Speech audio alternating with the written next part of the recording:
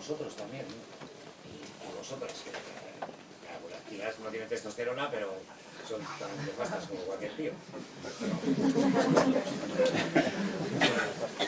Este tipo de cosas hablamos, por ejemplo, o cosas tan básicas como que de la testosterona viene derivada la competencia, que en su momento tuvo su sentido, pero hoy sabemos que es más importante la colaboración.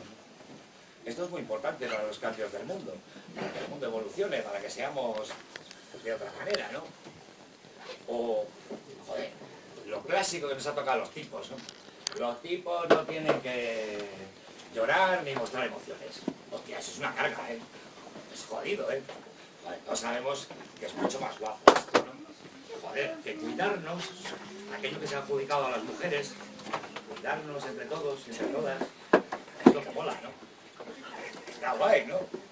Tampoco es hay que ser un lince para descubrirlo, ¿no? Y este es el tipo de cosas que queríamos hablar, ¿no? Que muchas veces estamos obcecados en